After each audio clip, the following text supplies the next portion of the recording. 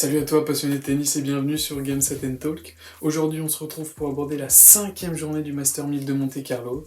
Voilà, dans ma crème liftée j'ai choisi d'évoquer en entrée la sensation Alejandro Davidovich Fokina qui vraiment impressionne sur ce premier Master 1000 sur terre battue. Sur le plan on va revenir sur le match qui opposait Alexander Zverev à l'Italien Yannick Sinner. Et enfin on se penchera bien évidemment sur la demi-finale que nous offrira Alejandro Davidovich Fokina contre le revenant, le bulgare Grigor Dimitrov. Alors j'espère que t'es bien prêt, accroche-toi, c'est parti.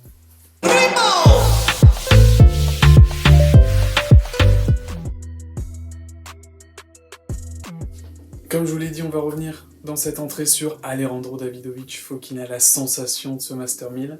L'Espagnol, excellent sur les filières longues, fait vriller ses adversaires. Fritz est sa 3e victime. Alejandro Davidovich Fokina, le 46e joueur mondial, est un véritable mur. Il est tout simplement injouable sur la terre battue à Monte Carlo. On le croyait vraiment distancé, même si le combat était très serré. Aujourd'hui, contre l'américain Taylor Fritz, le score ne reflétait pas du tout la physionomie. Et Alejandro Davidovich Fokina l'a bien démontré sur les 2 sets suivants. Il s'est relevé, a repoussé Taylor Fritz dans un combat encore plus long, dans des filières plus longues. Cet échange de fond de cours qu'il maîtrise à la perfection, les amortis dont il use sont extrêmement bien exécutés. Mentalement, Alejandro Davidovich Fokina a énormément progressé. Maintenant, c'est un client. Il ne va pas s'abaisser et s'affaisser sur son sort. Il va toujours se remettre en avant. C'est un gladiateur. Le gladiateur de terre battue. L'agressivité qu'il met dans ses matchs, sa couverture de terrain qui est impressionnante et ses puissants coups du fond de cours font de l'Espagnol un très bon défenseur. Ce qui le met en difficulté, c'est son inconstance. Mais aujourd'hui, il arrive à mieux gérer ses émotions et à aller plus de l'avant en faisant abstraction de ses émotions. C'est pour ça qu'aujourd'hui, il a réussi à inverser la tendance et empocher ce 2e set, puis pousser dans le 3e, Taylor Fritz dans ses limites.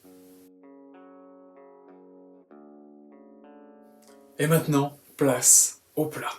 Le match opposant Yannick Sinner à Alexander Zverev nous a proposé un grand spectacle et un long combat de plus de 3 heures. L'Allemand qui s'était présenté en conférence de presse d'avant-match avait déclaré qu'il ne lui manquait qu'un Master 1000 sur terre battue, c'était celui de Monte Carlo. Le voilà maintenant en demi-finale. Plus solide, à l'expérience, il a voulu laisser Yannick Sinner commettre la faute de trop et l'Italien a plongé dedans. L'Allemand, puissant, avait très bien débuté cette rencontre, mais il a fait face à des vieux démons. Cette pression, cette difficulté à enchaîner. Il a remis l'Italien dans le match, qui lui ne s'est pas privé et a empoché le 1er set. Aujourd'hui, ce sont de nombreux rallyes qui ont animé ce match.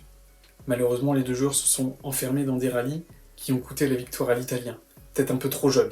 À l'expérience, Alexander Zverev a su attendre l'Italien pour qu'il commette la faute, celle qui lui donnait les points importants. D'ailleurs, dans ce tie-break, l'Italien lui en offre 4, ce qui lui permet vraiment de remporter cette rencontre. Outre l'état physique des 2 joueurs où l'Allemand plus frais a pris le dessus sur l'Italien Yannick Sinner, emprunté physiquement, c'est cette volonté de rester dans ses filières longues, cette volonté de rentrer plus dans le cours, de vouloir finir le point plus vite qu'à l'accoutumée, qui a précipité Yannick Sinner vers la défaite. Pourtant, c'est Sinner qui menait les échanges, qui tenait le match. Malheureusement, Zverev a su tenir, Zverev a su attendre patiemment, proprement, la faute de Yannick Sinner. Zverev, plus tueur dans les moments clés, a su prendre le dessus en convertissant 5 de ses 8 balles de break. L'autre information importante pour Alexander Zverev, c'est que mentalement, il a réussi quelque chose de grand. Mener un 7-0, un break contre lui dans la 2e manche, il a su se relever. Il s'est appuyé sur ses fondamentaux, un gros service et une grosse présence en fond de cours, et reprendre les commandes de ce match. Sinner va devoir apprendre de cette défaite, et prendre en expérience. C'est ça qui lui a manqué aujourd'hui. Vouloir trop vite se projeter vers l'avant, rester dans ses gammes sans forcément proposer une énorme variation dans son jeu, c'est peut-être ça qui lui a manqué aujourd'hui pour venir à bout de l'Allemand. Et maintenant, on va revenir sur cette demi-finale qui va opposer Grigor Dimitrov à Alejandro Davidovich Fokina. Le 29e mondial contre le 46e mondial en demi-finale du Master 1000 de Monte-Carlo. Personne ne l'avait vu venir, celle-là, j'en suis sûr. Ces deux joueurs se sont déjà rencontrés une fois, l'année passée, à Rome, au premier tour, pour une victoire de l'Espagnol, 6-4, 7-6. Mais cette année, les choses pourraient changer, vu la forme qu'affiche Grigor Dimitrov, le revenant. Aujourd'hui, le défi qui va s'offrir à ces deux joueurs, ce sera comment faire déjouer l'autre. Grigor Dimitrov a peut-être beaucoup plus d'expérience, mais Fokina a cette rage intérieure qui promet. Comme a pu le voir Hubert Hurkacz aujourd'hui, Dimitrov sert très bien sur ses premières balles qui sont trop difficiles à remettre dans le court. Mais le petit point négatif, c'est ses deuxièmes balles. Elles sont bien moindres, bien moins travaillées et offrent une grosse possibilité aux relanceurs. Davidovich Fokina va s'en donner un cœur joie, lui qui relance très bien. Des filières longues, j'en suis sûr, il y en aura beaucoup dans ce match. D'ailleurs, les deux hommes sont un peu friands de cela. Peut-être un net avantage à Davidovich Fokina, qui va attendre le bon moment pour envoyer son coup puissant du fond de court pour faire la différence et prendre à défaut Grigor Dimitrov. La mission s'annonce comme telle pour Alejandro Davidovich Fokina. Il faudra réussir à tenir sa mise en jeu, très bien relancer et bien se placer sur les secondes balles de Dimitrov, où il sera largement prenable, et ainsi empêcher le Bulgare de prendre le jeu à son compte.